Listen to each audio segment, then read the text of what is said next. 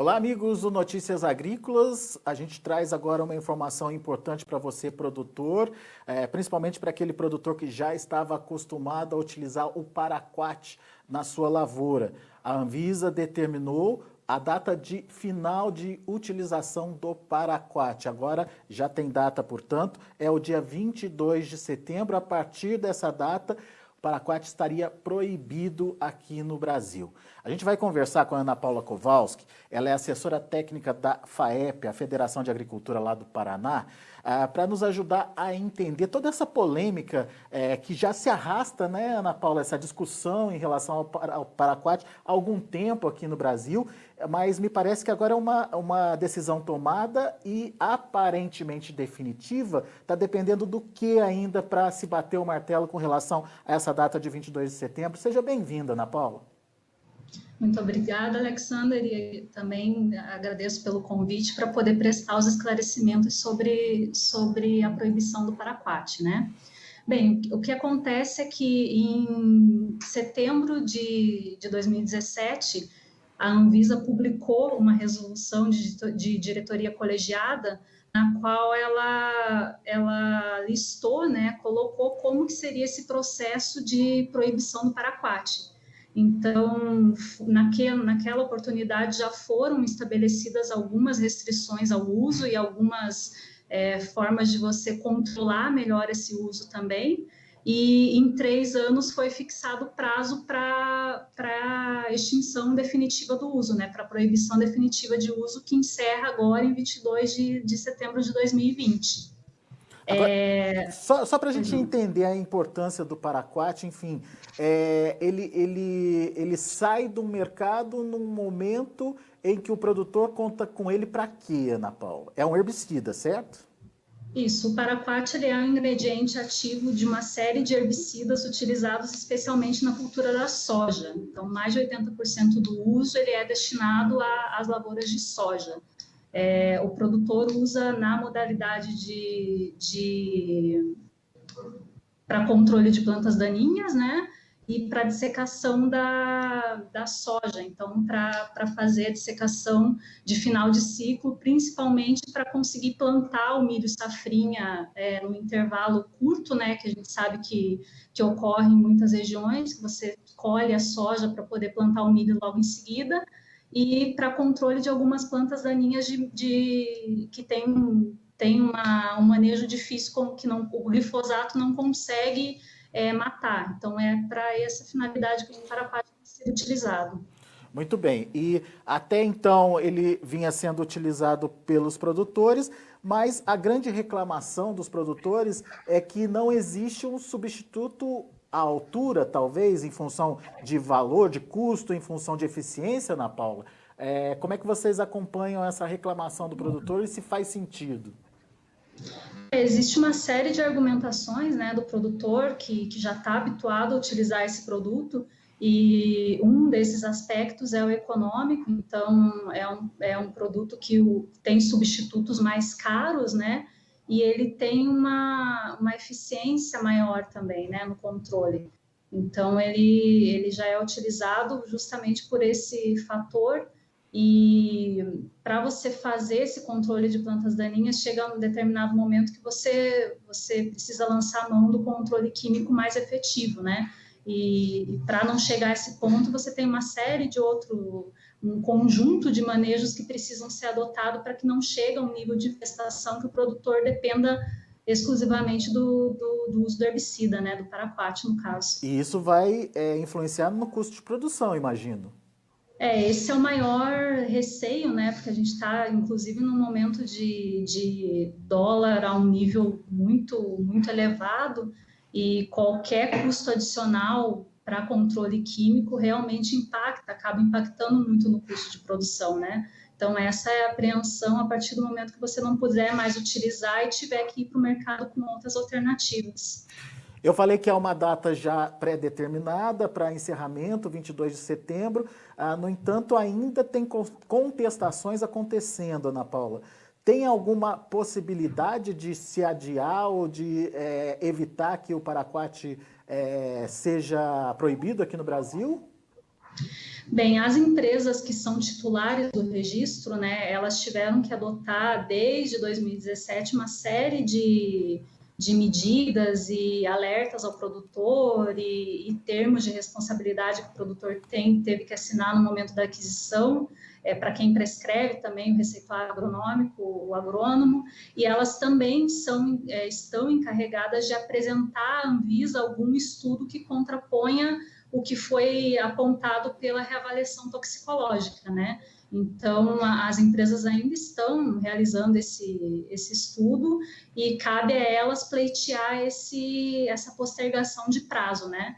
Mas, por enquanto, realmente a definição é pela data final, é o que está valendo, é o que está publicado em Diário Oficial da União por meio dessa resolução de diretoria colegiada da Anvisa, né? E essa decisão da Anvisa de suspender o uso, de proibir o uso do paraquat, ela é em função do quê, Ana Paula?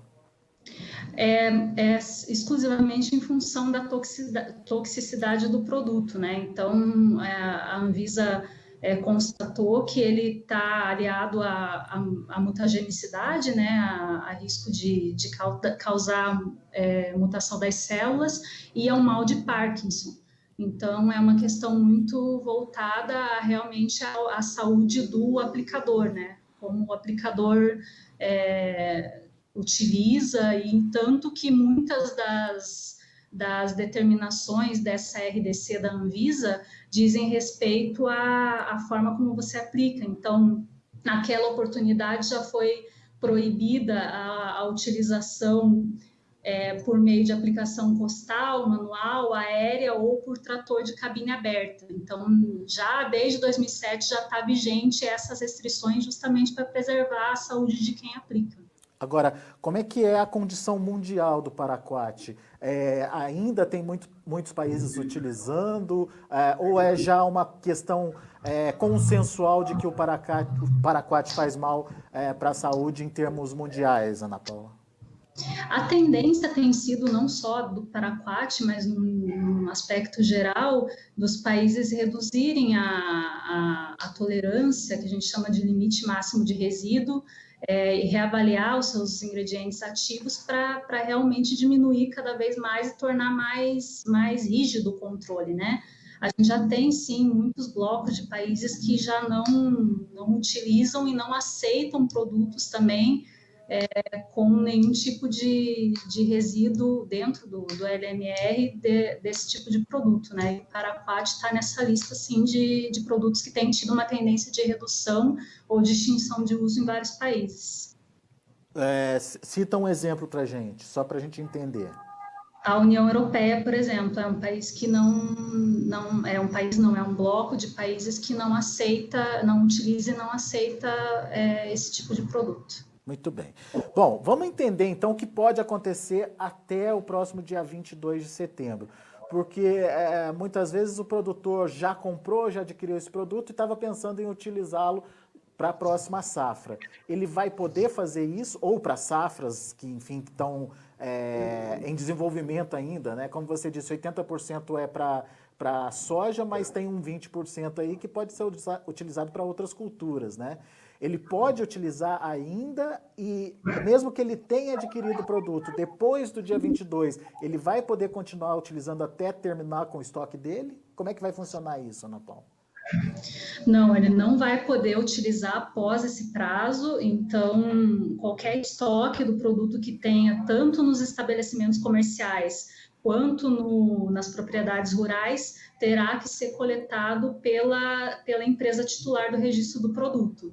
Então, essas empresas vão ter um prazo de até 30 dias depois de 22 de setembro para fazer o recolhimento desses produtos, tanto no comércio quanto no produtor, no destino final, que é o produtor rural, né? E sem ressarcimento, para quem já comprou.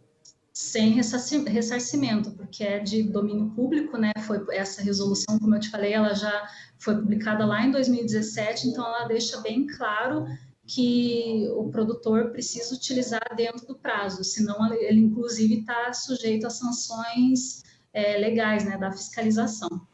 Muito bem. Agora, quem tem o produto em mãos nesse momento, ele tem funcionalidade para ele, tem função para ele, Ana Paula?